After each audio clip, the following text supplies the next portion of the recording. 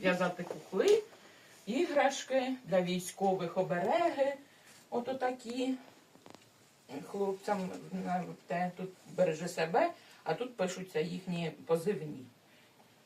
Давайте, покрутіть його, воно все безпечне, все можна стирати, все пришите.